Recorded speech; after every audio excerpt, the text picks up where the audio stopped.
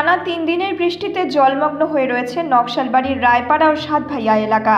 প্রায় জলে ডুবে রয়েছে রাস্তা, ঘরের ভেতর জল ঢুকে দুর্ভোগে পড়ছেন বাসিন্দারা। শনিবার ঘটনাস্থল পরিদর্শন করলেন শিলিগুড়ি মহকুমা পরিষদের সভাধিপতি অরুণ ঘোষ। এদিন দুই এলাকা পরিদর্শন করে এলাকাবাসীদের খবরাখবর নেন তিনি। সভাধিপতি জানান, নিকাশি ব্যবস্থার জন্য অর্থ মঞ্জুর করা হয়েছে। উপযুক্ত জমি না থাকায় বছরে 3 থেকে 4 মাস জল জমে থাকায় এই সমস্যা চরমে ওঠে। এছাড়া আর কি বললেন তিনি শুনে নেওয়া যাক। এত ভারী বৃষ্টি রেগুলার 5-6 দিন থেকে হচ্ছে, আর এই জায়গাটা হচ্ছে একদম নকশালবাড়ি কি ব্লকের মধ্যে সবচেয়ে নিচু জায়গা। এই কলোনিটা আমাদের পশ্চিমবঙ্গ সরকার পাট্টা দিয়েছে প্রায় 300-র উপরে। তারপর হঠাৎ করে এই বসতিটা গড়ে উঠেছে, কিন্তু একদমই নিচু জায়গা। ড্রেনের আউটলেট নিয়ে আমরা বারবার এসে কিন্তু মানুষদের বোঝাচ্ছি যে আমাদেরকে ড্রেনের আউটলেট দিন, যাতে আমরা কাজটা তাড়াতাড়ি করতে পারি। আমাদের সরকার এত কাজ করছে, এত উন্নয়নের কাজ করছে, এইভাবে জল জমে থাকবে এটাও বাঞ্ছনীয় নয়।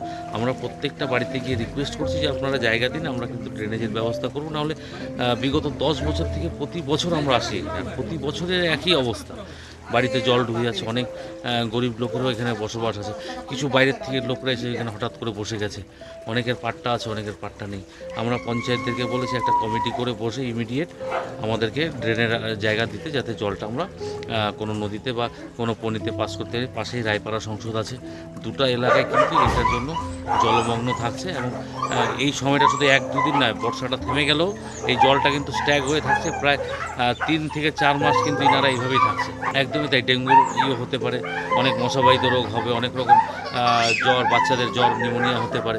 তা আমরা সকলের কাছে আবেদন রাখছি, রায়পাড়াবাসী এবং সাতভাইয়াবাসীদের সকলে মিলে বসুন আপনারা। এই সমস্যা কিন্তু একজনের নয়, এটা গোটা সমাজের সমস্যা। শুধু ভাবলে হবে না বা রায়পাড়া আর সাতভাইয়া নিয়ে।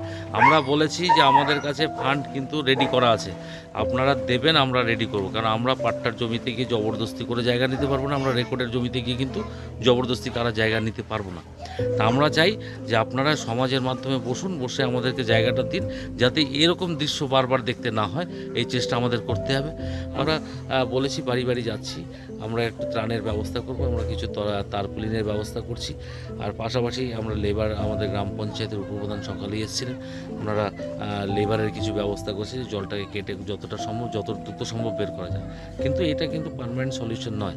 পার্মানেন্ট সলিউশন এটাকে হাই ড্রেন পুরো 4টা, এটা শুধু একটা গলি দেখছি আমরা, 4টা গলি কিন্তু এরকম অবস্থাতে আছে। প্রত্যেকটা গলিতেই একই সিস্টেমে আমাদের ড্রেনেজ ব্যবস্থা করতে হবে। নকশালবাড়ি থেকে প্রশান্ত বর্মনের রিপোর্ট, নিউজ মেট্রো।